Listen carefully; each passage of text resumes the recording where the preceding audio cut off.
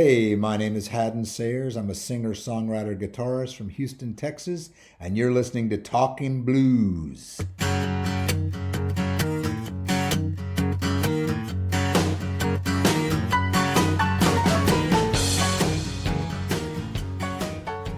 Hadden, I don't ever recall coming across the name Hadden before.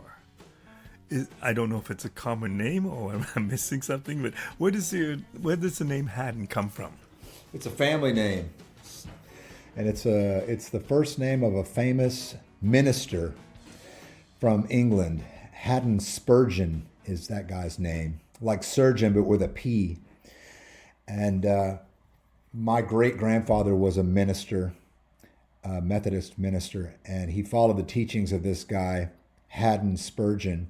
And then he named my grandfather's middle name was Hadden, and then subsequently my first name became Hadden. Have you met any other Haddens other than your family? No, I've met one guy whose last name was Hadden, and I've noticed that when we were naming, we have kids 10 and 7, and when we were naming my son, we were looking at names, going through those lists, and I noticed at that time, this is 10 years ago, the name Hayden, Hayden, was like one of the top 2 baby names, male baby names at the time.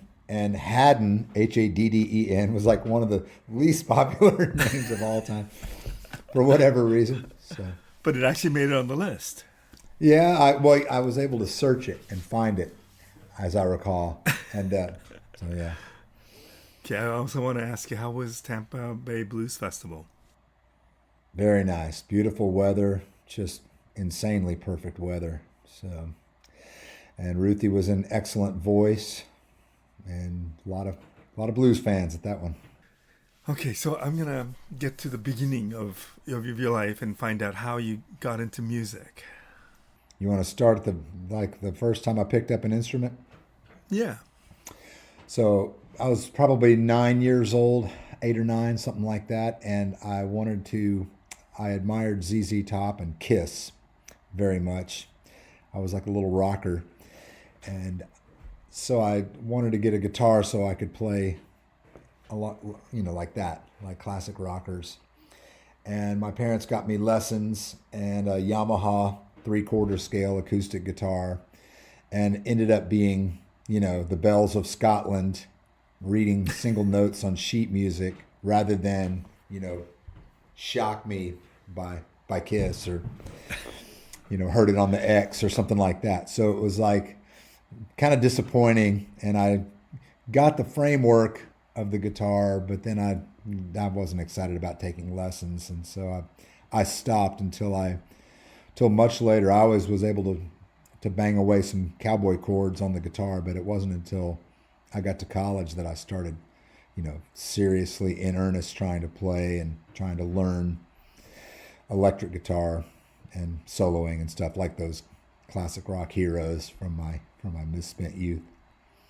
Do you know what caused you to seriously look at learning the guitar at that point? It was mainly because I'd gotten to college and there was just tons of free time. I didn't live on campus, so I wasn't doing all those activities there's so many things on campus if you live in a dorm that you kind of here and there and everywhere with your buddies.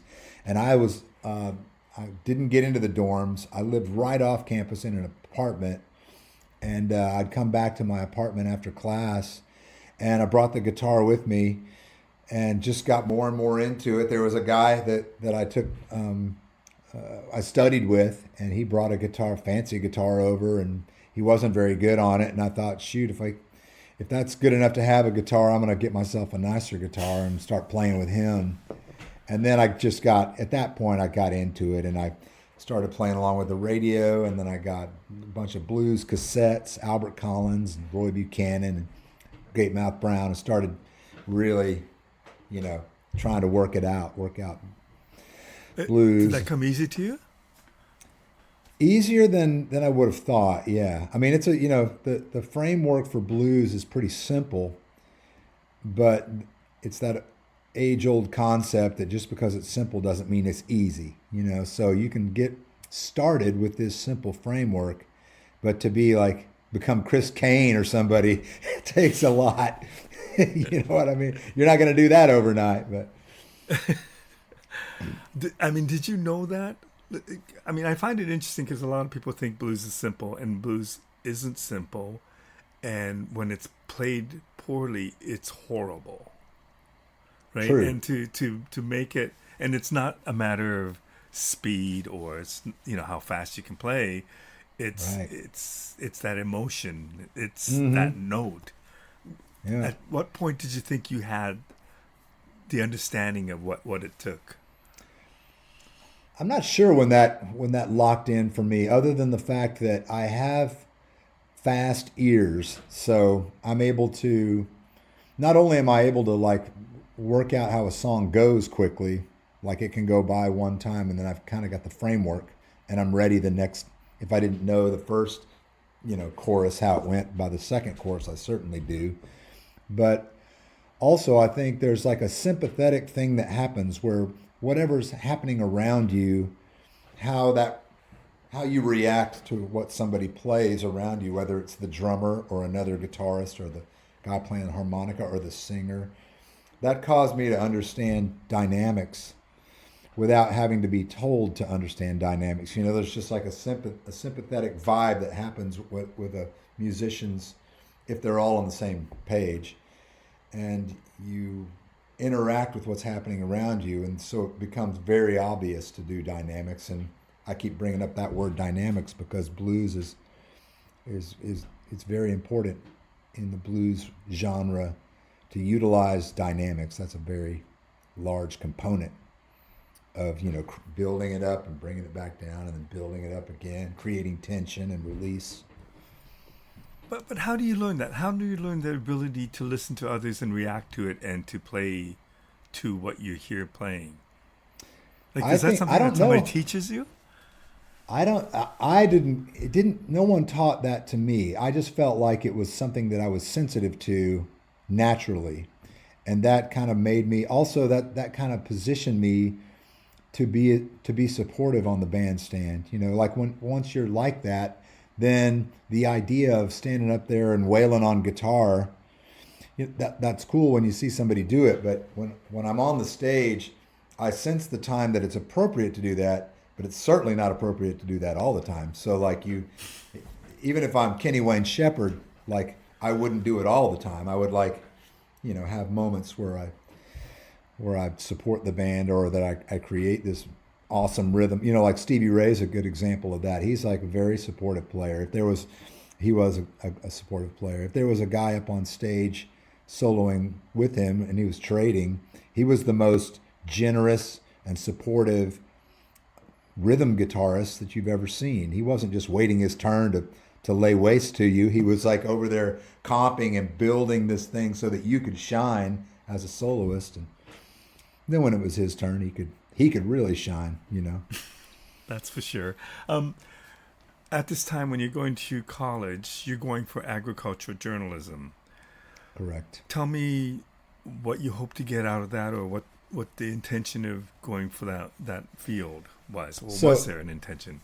there was not much of an intention. I was not a goal oriented, high school kid. And my parents didn't pressure me to be super goal oriented, other than, hey, we expect that you're going to try and succeed at going to college. That was about the limit. It wasn't like, hey, we want you to really think about what it is you want to do when you get there or what you want to study, or nothing like that. So I was in FFA, which is like Future Farmers of America. Like I had a project not in my backyard. We kept it there was some pasture land not far from where I lived, where I kept a Brangus heifer, and I raised these cattle when I was in high school, and I was the president of the chapter in school and went to a lot of events around that, livestock shows, etc. So when I graduated from high school, I got a scholarship in agriculture from the Booster Association and whatnot, an FFA scholarship.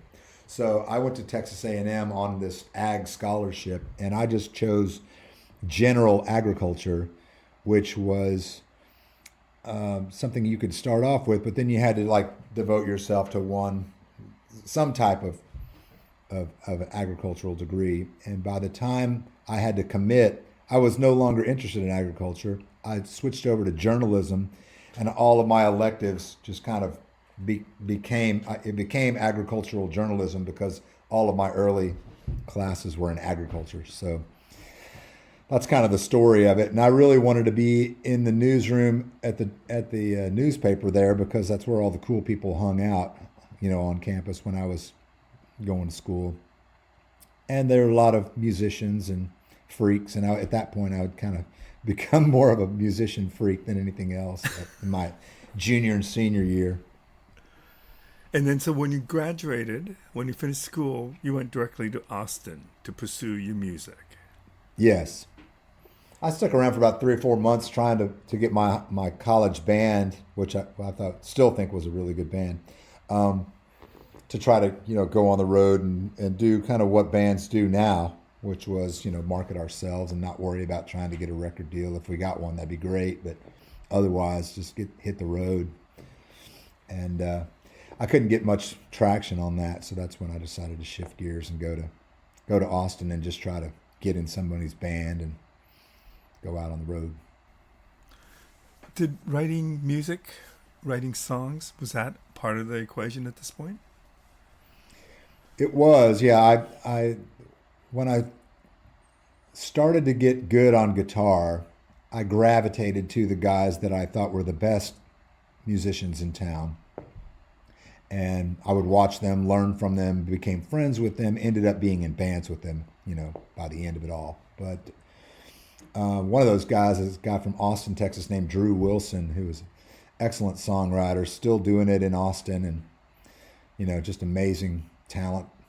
And he was like one of my biggest mentors, and he basically just told me that I needed to be writing songs all the time. It was the most important thing I could do, is try to create some original music rather than just focusing on learning to play the guitar and playing other music. It's clear to me now. I don't know if I realized how important it was at the time. Maybe I thought I did, but having this guy that I admired so much tell me that's what it needed to happen just made it crystal clear. It wasn't like I didn't have to weigh the pros and cons or anything. And then how difficult was that process of writing songs for you? Well, I just, to start off with, I just modeled his songwriting style. I just did the best I could, working within the framework of what he had created. So he was like one of my biggest songwriting influences ever as well. And I think from there, I just, once I got a framework for how to write songs, then I just tried to use my imagination to guide me on how to do it. And the people that I consider to be the greatest songwriters are the ones that I focus my attention on. And I'm not the type of person who's a big fan of music where I have like everything from all these artists and I know their catalogs inside and out, but I am aware of who I think is who I admire, and I definitely I'll hear something and go, oh man, that's just such a beautifully written song. I admire that for the structure and for what it says and how it moves me, those things. So more about that than it is for me than it is about idolizing someone and taking that framework as my own. But is that something that you learn? Is that something that you just have within you? To hear a song and know the values of that song? I think I assume everybody's got that ability to hear a song that moves them, and then whether or not they take it upon themselves to deconstruct it as to why it moves them or what about this makes it great, And then for me, I can sit there and analyze and think to myself, this callback or this lyrical callback that happens, or this bridge takes it to a place, or that bridge feels kind of contrived. It would have been better had they done this or that, whatever crosses my mind. But I do break it into smaller components and. The other thing you have is the gift of a beautiful voice. Where does that come from? When I was a kid, I was before I was a guitar player, I was a singer in choir, and I was not the best singer, not a competent or a confident vocalist at all, but I did sing on pitch, and I did have a big range. Like I could sing high with the girls or as low as any boy. And so I was in this like the middle section of the choir, and the teacher, she kind of figured out what everybody's range was, and so she put me in the middle. So if this lower register of boys was having a hard time finding their note as a group, like the baritones were having a problem finding their note, then I could sing their note really loud so that they could find it. And then same with the girls. If there was a problem with altos or sopranos finding a note, I could sing their note really loud and they would find it, and then our harmonies would be more intact. And so I felt like all along that was my strength, and my voice as a lead singer was not not that classic. I think when I think of a great lead singer, it was like Steve Perry from Journey. It was like somebody like that, and I was certainly not that. So, but as time went on, I love ZZ Top. Billy Gibbons' voice is got a thing. And I used to call that, me and a friend of mine used to call that song. I'm not a singer, I'm a songer, meaning I can deliver the song to you with my singing, but you're certainly not going to go find me to be your singer. So that's kind of how I view my vocals. Although thank you for saying that, and I appreciate it. At this stage, I feel like I can contribute, and I'm a decent singer. I can certainly sing on pitch most of the time, and I'll never consider myself like a fantastic singer. Ruthie Foster's a fantastic singer, But when you sing with Ruthie, it sounds amazing. Like when I think of the song that you wrote, "Back to the Blues," Yeah. and the way the two voices work on that song, it's Yeah. it's pretty impressive. Well, thanks. Yeah, that's a lot. Every time we do it, I remind myself not to get, not to freak out because I'm singing a duet with Ruthie Foster, like literally one of the greatest singers in the world. So yeah, just got to remind myself, stay calm.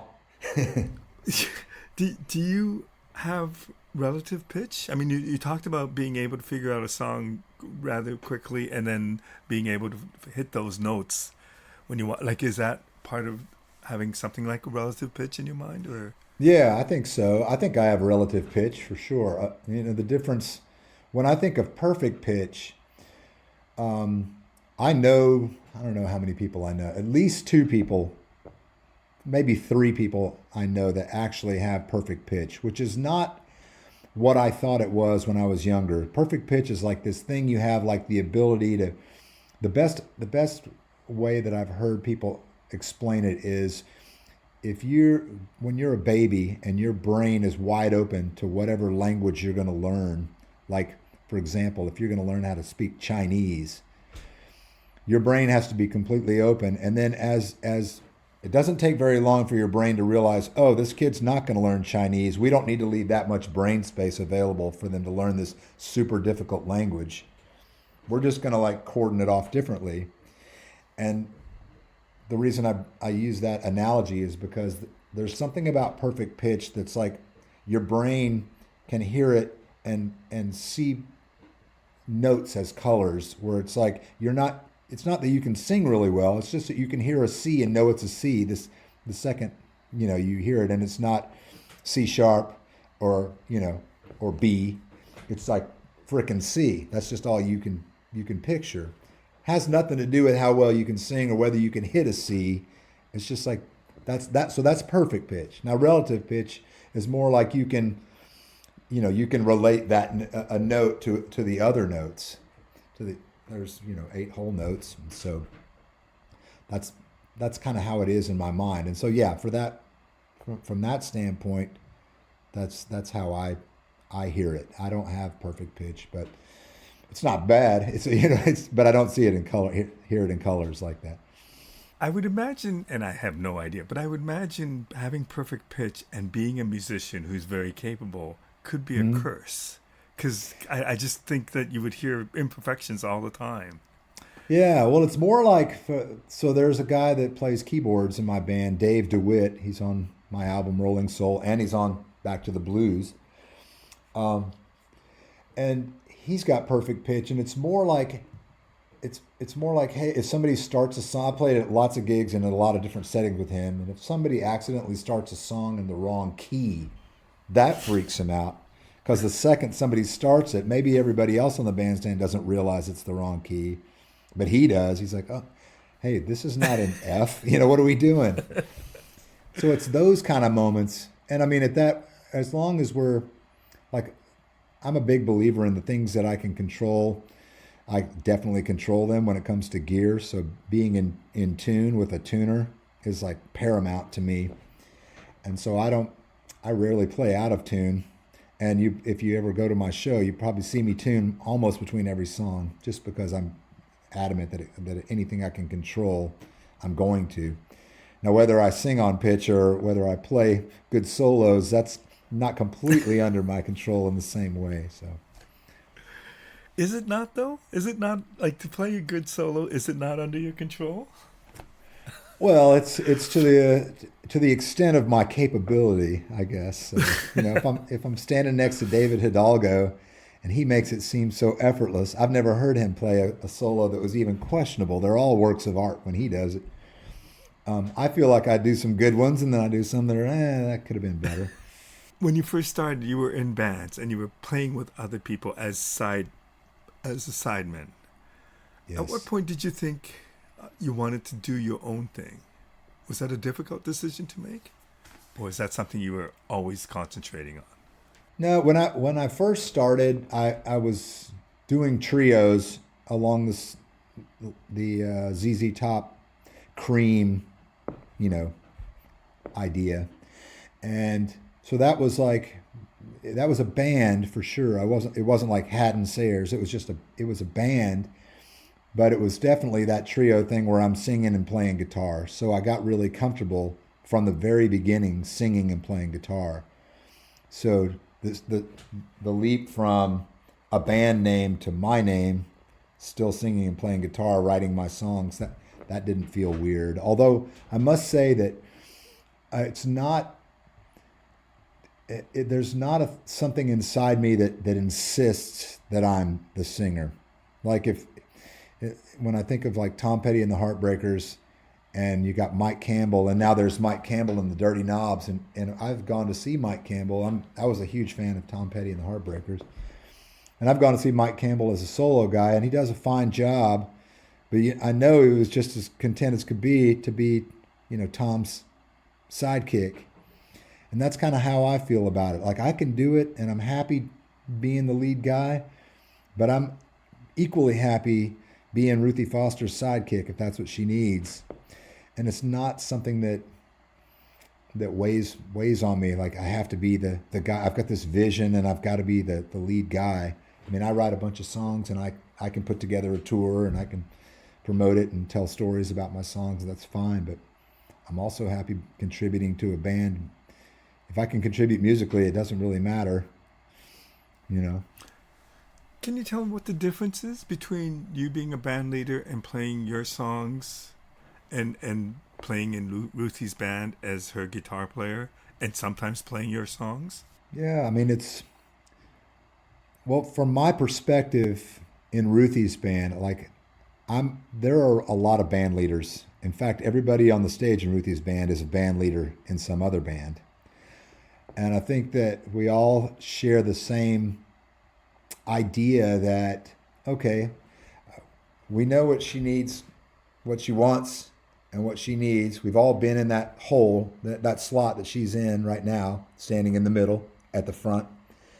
And so she has created this set list. I'm going to try to do all the things that I always wanted any sideman that played with me to, I'm going to try to accomplish those goals. She's got a set list. I'm not going to question the set list. I'm going to deliver on the set list.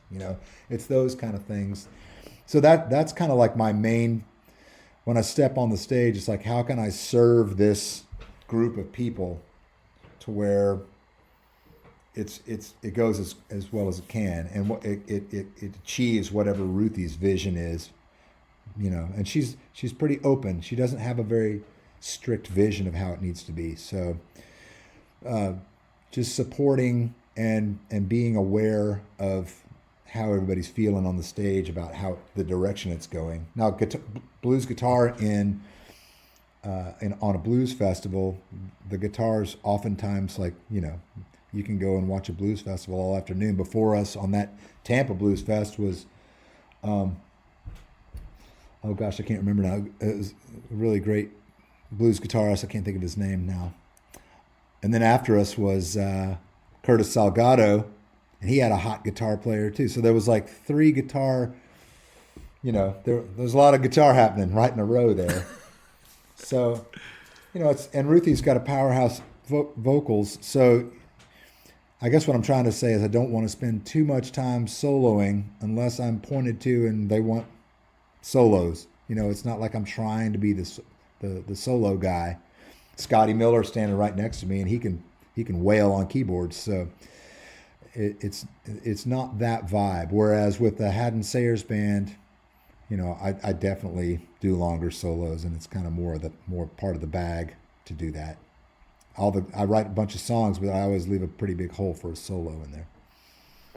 But it gives you the same, maybe not the same kind of satisfaction, but it gives you the same satisfaction to be a leader or a great sideman. Yes, it definitely does. I mean, I supporting somebody, especially when I feel like when the group can rise above just one person, because we all have the same mission of making it as good as we can, and there's nobody on the stage sabotaging that, we can really create some synergy and take it higher. And oftentimes when if you're not super clear, or you can't afford guys that are as capable, it can be a struggle. Like when you're out there just trying to slog through and train young guys that are playing with you, because they're willing to go out and do things that older seasoned pros won't do because you can't afford it. So there's definitely that economic component to it as well. You started pretty early in your life working with high-level musicians, like in Silent Partners. Mm-hmm. I mean, was that the first time you came across musicians and thought, wow, these guys are at a level that's higher than what I'm used to, or did you have that before? They were great players before, like the going all the way back to starting out. I've always played with people that were better than me or tried to find them and convince them to have me play with them. So even then, they were at a higher level than I was. Now, moving to the Silent Partners, I don't know that you can get much higher than that in the blues world. Those two guys are like, they're on the mountaintop. And it was great because they didn't mince words about constructive criticism, which initially took me by surprise, but quickly I became used to that and started to thrive on constructive criticism, because I could just see the growth I was achieving by getting constructive criticism nightly.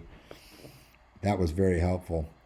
And oftentimes prior to that, and even like in the circles that I ran after that, there was more of a people, if they didn't have anything nice to say, then you wouldn't say anything at all. Well, that doesn't really help when you're trying to help a musician grow. Now, I did find a band that was much more open to constructive criticism after Silent Partners, called Miss Molly and the Whips, and their manager was quick to point out anything he didn't think was right musically, in addition to economically. And I think that was very helpful as well. I thrive on constructive criticism when it comes to this. At what point did you think you were a decent player?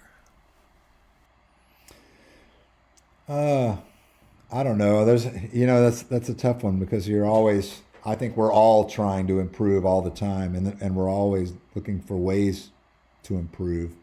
So decent, because I guess I'm working, and and being called upon to play with people I admire. So that goes back to, I guess I was decent even back in college, because I was playing with people I thought were awesome.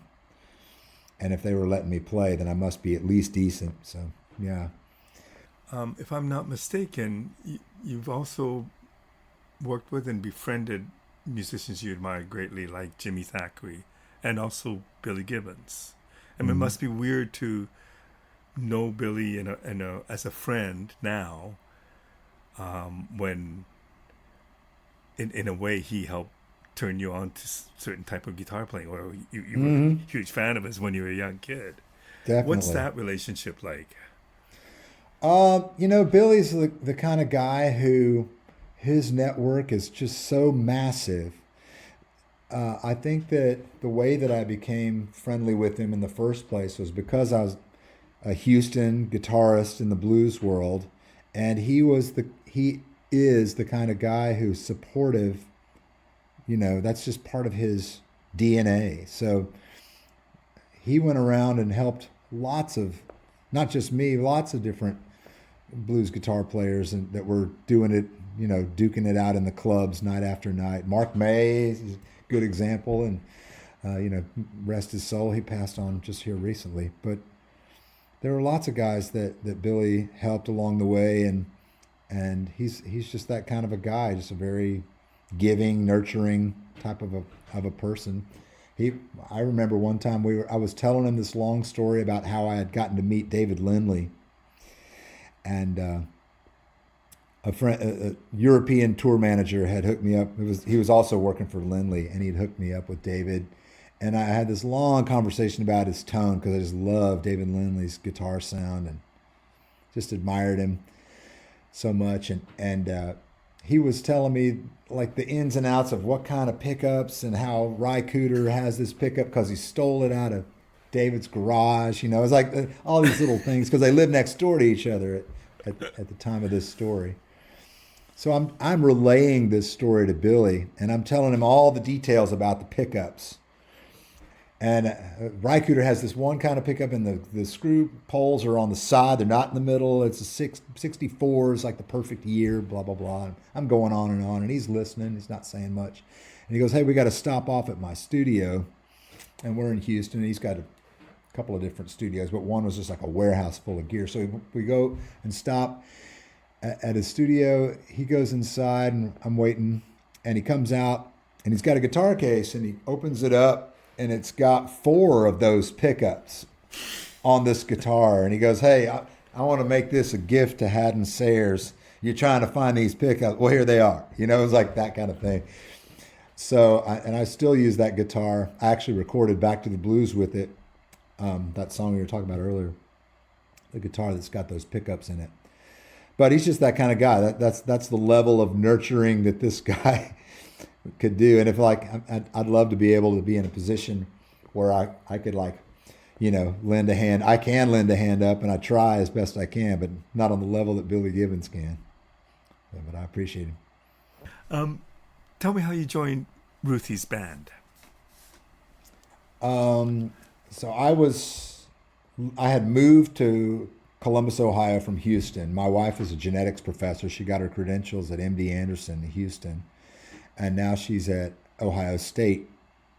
And we've lived here now for 20 years. And we moved here in 2005. And I had moved from Houston, gotten a rhythm section that was based in Erie, PA. They used to work with Bernard Allison. And they got sick of driving to Minneapolis. And I was closer being in Columbus. So they started working with me. And we were doing a lot of touring, but I was homesick a lot, even though my family was my wife was here. Everything, my whole, musical world was kind of back in Texas. And I was working on trying to work up a song that I saw Ruthie play. And I think it was Grinning in Your Face. Don't you mind people grinning in your face? I think that's Mississippi John Hurt. I'm not sure. Can't remember now. But I was trying to work that song up. I had seen Warren Haynes do it. And so I was looking for a good version on YouTube that I could kind of observe.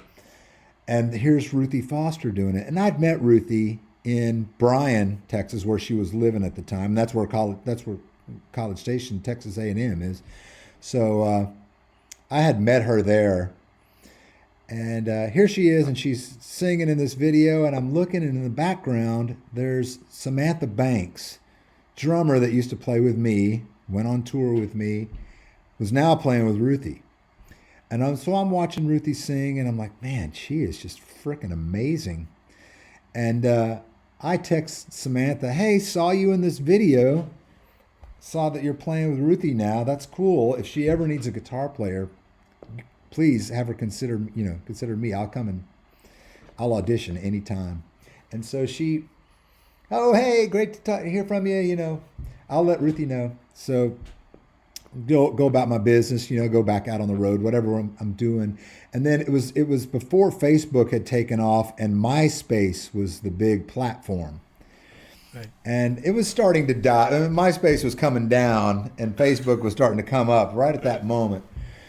And I didn't really check my MySpace that often, but I had gone to MySpace for the 2-week check-in or 3-week check-in, however long it had been since I'd looked at it. And here's a message from Ruthie Foster on MySpace. It's like 2 weeks old. She's like, hey, little bird told me that you might be looking to join my band. Give me a call. And I'm like, I look at it and I'm like, holy shit. And my wife's like, what's wrong? And I said, I missed this message from Ruthie Foster, and I might have missed my chance to audition. So I call her right away, and I get her on the phone. I'm like, hey, I'm ready to come down and audition anytime. I hope I didn't miss it. Am I too late? And she goes, oh, no, you didn't miss anything. And I'm like, well, this is fantastic. I'm ready to come down and audition. You just name the time. And she goes, oh, baby, you're in the band. You don't need to come audition. You're in. So that's how my entire experience with Ruthie Foster began. Was I guess the word of Samantha Banks was gold, and she's passed on too, and we miss her all the time.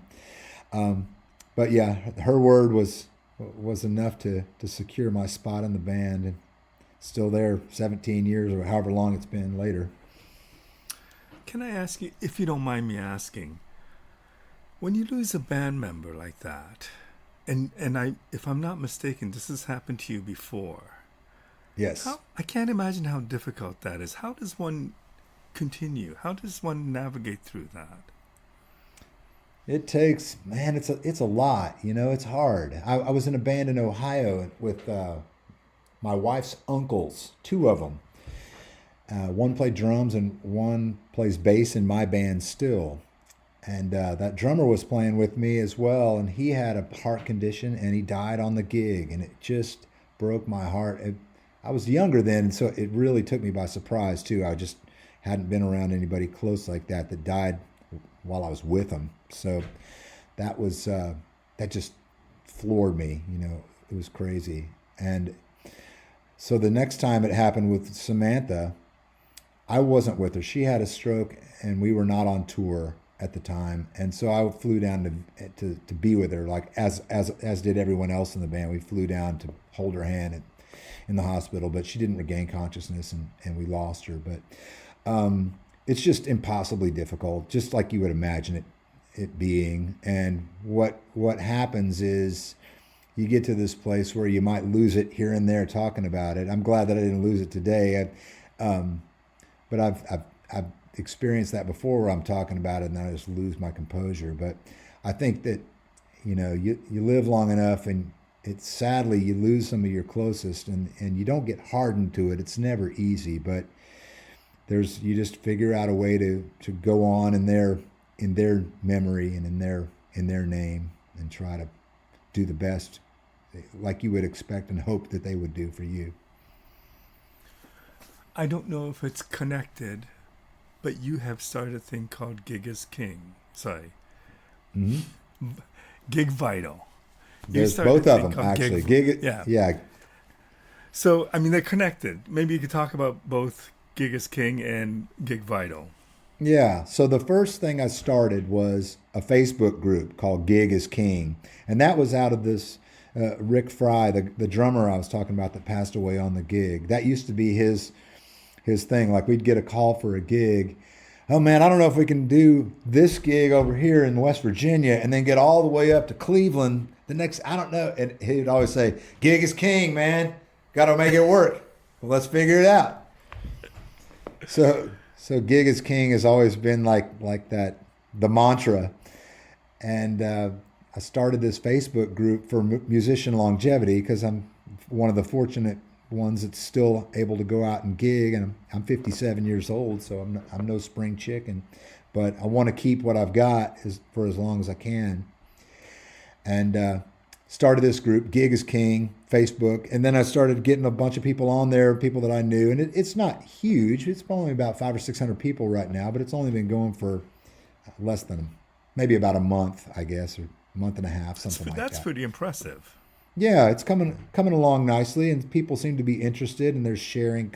I started it, and I was posting a lot, and now people post on their own. They're, whether they do grounding or whether they do resistance weight training or breath exercises or whatever. There's one guy who does a lot of jujitsu, a musician from Houston actually does a lot of jujitsu. So there's a lot of fascinating approaches to, keeping what you've got, holding on to what you got, basically. And from that, I started this company with another musician from North Carolina, and I'm kind of he's my silent partner back there, just advising me and helping me as much as he can. But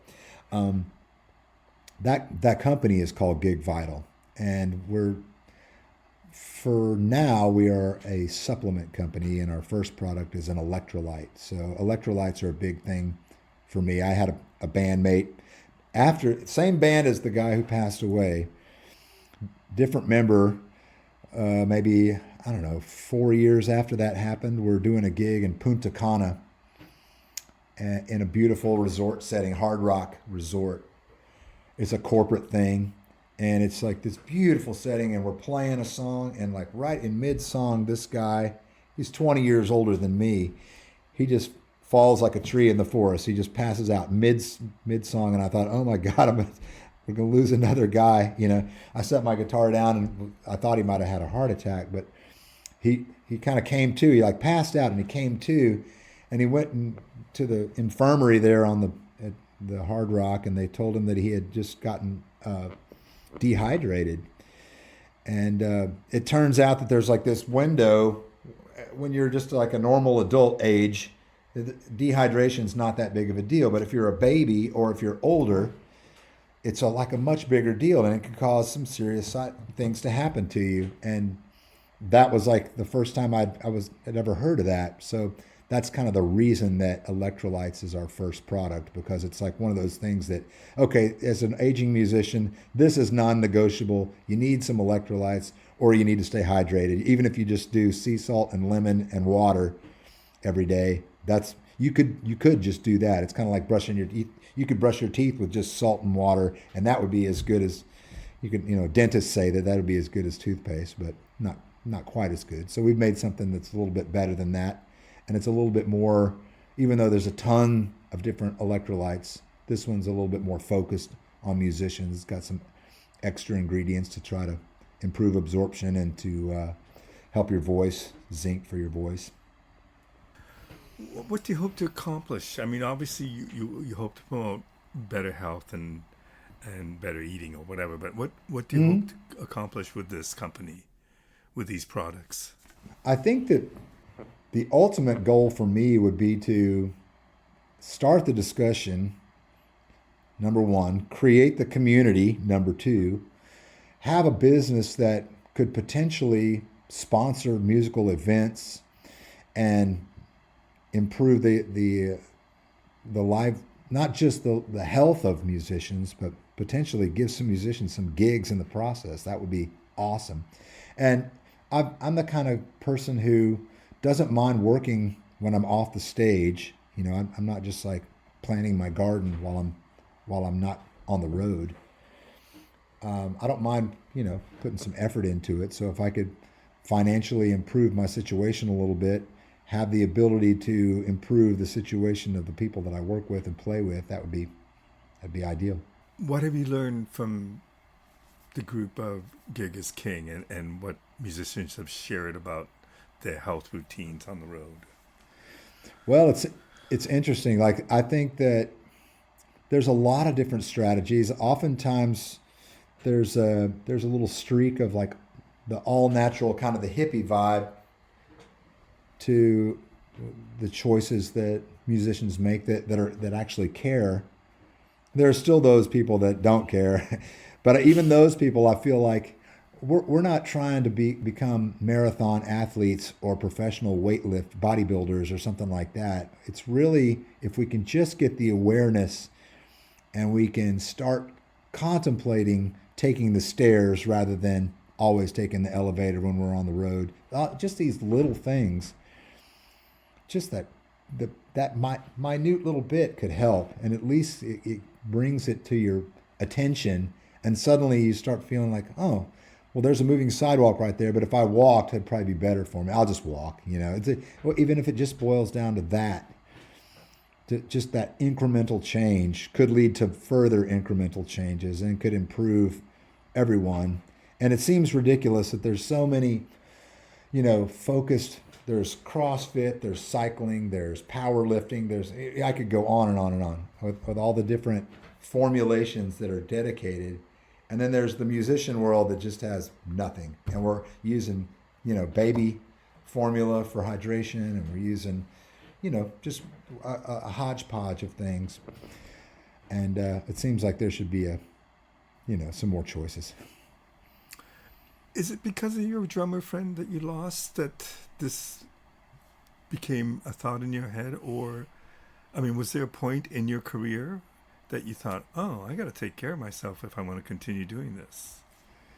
A little bit of both. I mean, I think that going back to what I told you earlier, when I very first started out and I was seeking the best players, well, the best players were not my age, for the most part. I was 18 years old. I'm playing with guys that are more like, I don't know, 20, 22, 23, 25, somewhere around there. They're older than me and they're more seasoned and more experienced, kind of like the big brother thing. These guys are just a little bit further along than I am.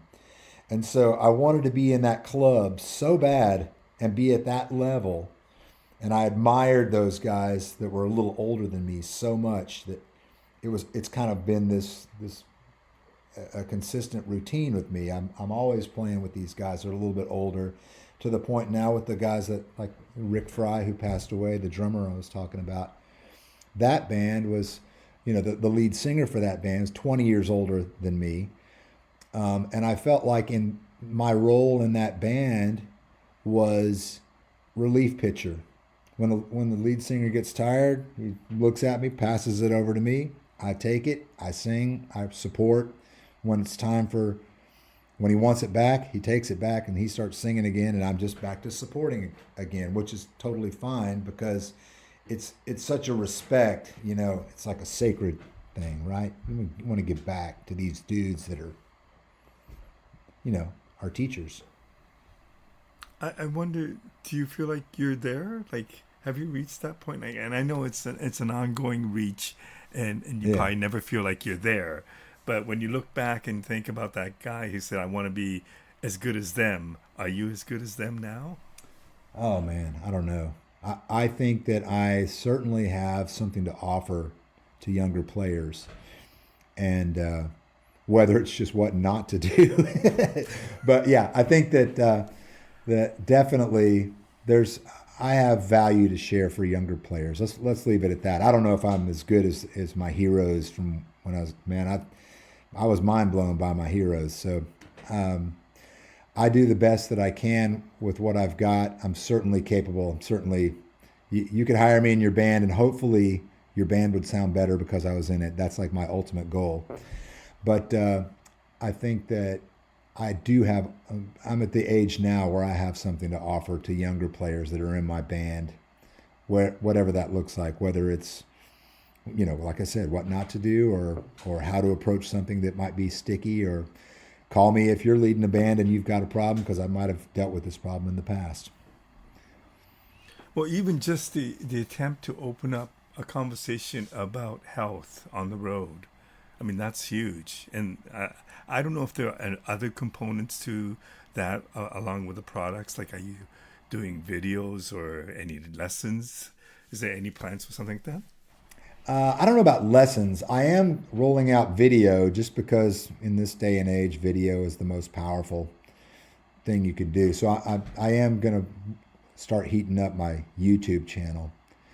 I think that I'd really like for the community to grow and for it to be like a hive mind type. I'm not necessarily trying to become the poster boy for musician fitness. That's not really my ultimate goal.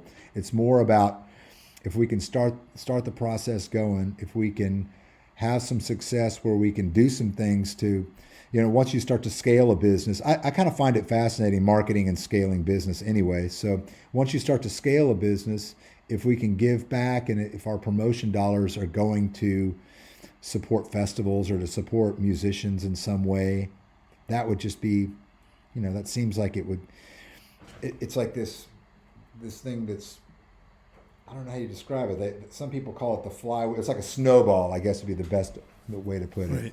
Where you're giving yourself more credibility by supporting and using our advertising dollars to support musicians, and subsequently musicians get more into it and they're spinning. It's just like this snowball effect, which just seems like it would be better for everyone to try to do that.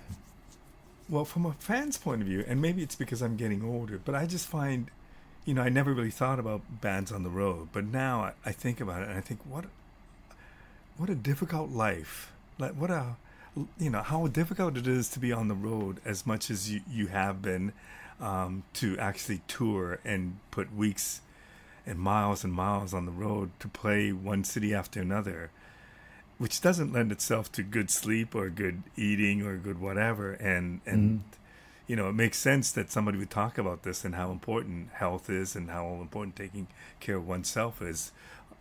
Just because, for people like me who either work at home or go to the office and just take that 15-minute drive or whatever it is, it's crazy to think that you might take 6 to 10 hours to get to your next gig and do that over and over and over again.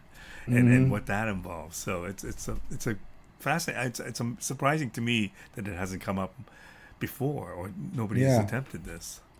Yeah, I think that one of the biggest things, I guess my business model is more focused on the physical component, but the mental health part, which there's a lady, and I'm not going to remember her name, but there's a lady that's working on a book about touring like this. It's not the fitness part of it, I don't think, but it is definitely the mental part. And she's had some posts about her boyfriend who was a touring guy, and he would come home for the road and be lost, not know what to do with himself, because there's like this muscle that you develop.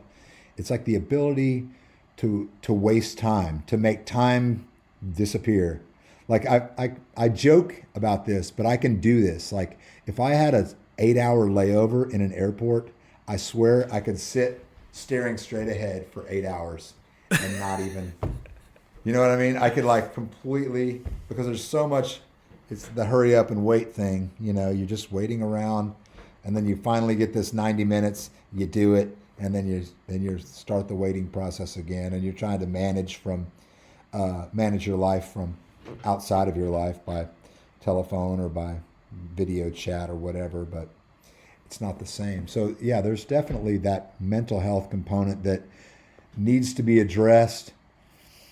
And I think that lady's book's going to be cool. My ebook that I've only got 2 chapters written so far, but the first chapter is on the Gig Vital website, gigvital.com/welcome.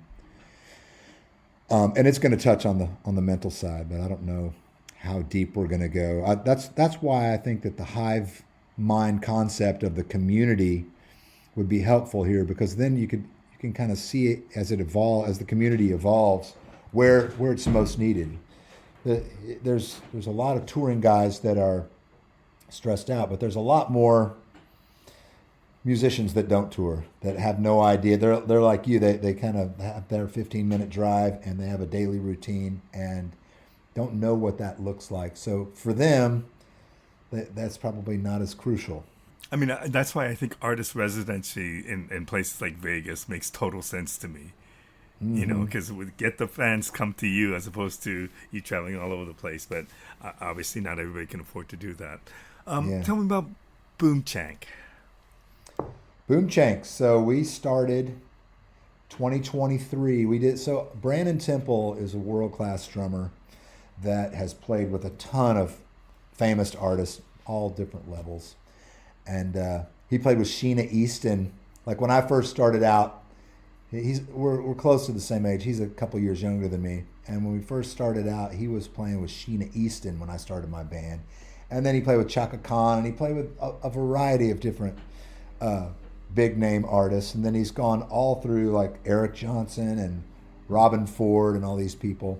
And the way that I met him is after our drummer Samantha Banks passed away, he was the person that we chose to replace her in the band.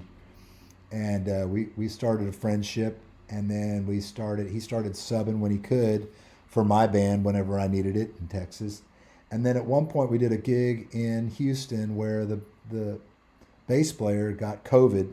He was going to fly in from Florida. He got COVID, and he couldn't come, and we did it duo. I'm like, we'll do it duo. It's no big deal. It'll be fine.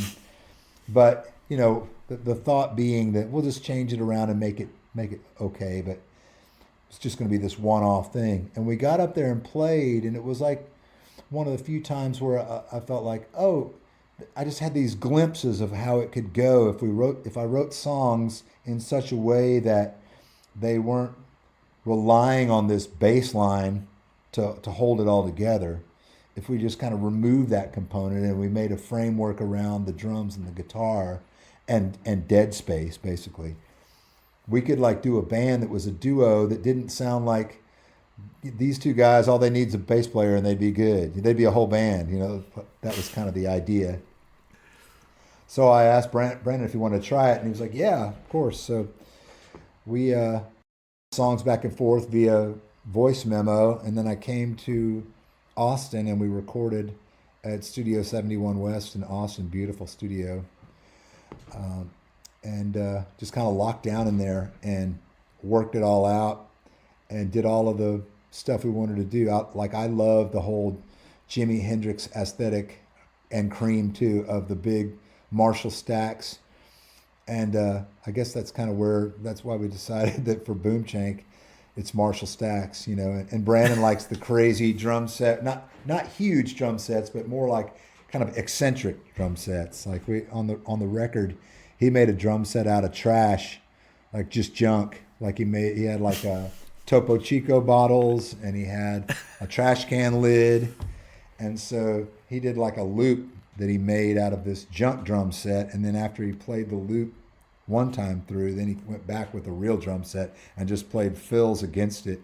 And it was just like those things. We're in the blues world, but we're inside the blues, outside the box, if you will, and just trying to make it where it sounds, oh, this is definitely blues, but it sounds unique as well. And that's kind of hard to do because blues is a very traditional and a very, kind of a focused thing, right? So trying to break out of that. Just hearing you talk about it, I can feel the enthusiasm and the energy. Yeah, it's a lot of fun. One of my goals, you and I talked about goals earlier, and one of my goals for this year, for 2026, is to have the new Boomchank record in the can. We probably won't put it out till next year, and I was talking to the guy who owns Studio 71 West yesterday, so we're probably going to go back to that same studio and bounce the songs back and forth via voice memo before we get there, and then lock it down and do like we did last time, hopefully. I would imagine it's much easier working with one other person than more than one other person. I wouldn't say that. I mean, I could. No? No, not really. It's not harder. Certainly not harder. But I think that there's like a lot. Oftentimes, when you're recording, for me, there's like this. There's strength in numbers, especially if we're all on the same page. And usually at this stage, I probably wouldn't hire somebody that wasn't on the right page. So it's more like, oh wow, like when we were recording Ruthie's album, Healing Time, we recorded in Austin and in somewhere outside of Austin as well. I can't remember the name of the town now. But we recorded a couple different studios, and it's like if something happened where it was like Larry, that was a perfect take on bass, or Scotty, that was amazing piano. So there's almost like this team rah rah, our energy gets higher. And we can do that in Boomchank as well. We can, I praise Brandon when he does amazing, and he does the same for me. But there is like that. There's that whole group collective where it's having a few extra people does kind of make it like we're a team and we're in this together, and we're relying on each other in the way where Boomchank we have to generate that. We've got Dave Gaylor, who owns the Studio 71 West. He's a producer. Got a producer's ears for sure. I don't know if he's actually got production credit on the record, but he definitely is heavily involved in the way it sounds. He's a musician as well. So, is there another Hadden Sayers album coming up, or is now the focus on Boomchank? There's a Hadden Sayers record that's finished, and not all of the songs are mixed. But my plan regarding the next Hadden Sayers album is to release it in singles one at a time. I'll have a release for the whole record at some point, but I've got a lot of things that I'm working on in 2026, and I'm putting Hadden Sayers house concerts and some Hadden Sayers band trio shows on the books for this year, but I'm not trying to go out on tour and do the Hadden Sayers band thing unless it was like a really, exciting offer where we're going to open for some band that we admire, something like that. Does it? I mean, obviously you have different priorities with Boomchank, your own solo career, and with Ruthie Foster. How does the priorities work out? How do you arrange things? I try to defer to Ruthie as much as I can. I feel like her band I mentioned earlier was all band leaders. Larry Fulcher is Phantom Blues Band. Scotty Miller has his own Scotty Miller Band. Brandon Temple has the Temple Underground, and he's in Boomchank too. So everybody on the stage is a principal of another band outside of Ruthie's project. So when we come to it, I think that we're all using every amount. We're not holding back anything. Every ounce of what we have to offer that could benefit the cause, we're trying to lift this thing as high as we can. That's how I feel. And hell, she won a Grammy. She's just killing it, and she deserves it. So she's priority one. If the Hadden Sayers band had a bunch of things that I had to do that because I just need to, make the money so I can keep doing this, then of course I guess that's priority one. But that has not been an issue. Ruthie Foster's priority one, and then as much as I can, I fill in around that with Hadden Sayers house concerts, or I play in this band from Ohio called Phil Dirt and the Dozers. I was asked, I get asked all the time to do things around Columbus, and there's some fantastic players in Columbus, so I'm delighted whenever that happens too. I should wrap this up. Can you talk about your goals going forward? Obviously, getting Gig is King and Gig Vital, yeah. Up and going is probably a high priority, but what else do you have? It is. Yeah, I think that so for this year, musical goals would be to release these 2 singles, Hadden Sayers band singles, and to get a Boomchank record finished and ready before the end of 2026. Now that's like what I'm doing alongside Gig Vital, which Gig Vital is main focus is getting our first product in the hands of people that are going to use it to try and taste test and demo the product. But we should have a product ready for sale by June, I would expect. So we're just building the audience for that, whether that's the Gig is King longevity group on Facebook, or whether it's the gigvital.com/welcome. The gigvital.com is where our mailing list is, and where we'll be taking sales from there, and also from Amazon. We're going to put it on Amazon. So those are what happened during the day. At night, I'll either be, playing several Ruthie Foster dates, several house concerts, Hadden Sayers stuff, some Hadden Sayers trio gigs the rest of the year, a couple of boom shank runs in there as well. So, and I've got a 7-year-old and a 10-year-old and all that. So that's more than I can possibly get completed. So hopefully I'll be around. Well, Hadden, thank you so much for doing this for the second time, because we had technical issues on the first one. But I really appreciate getting to know you a bit. Yeah, well, thank you. I really appreciate it as well. And if there's anything I can do to help out, man, let me know, and I'll do my best to promote. I appreciate it. Thank you. Thank you.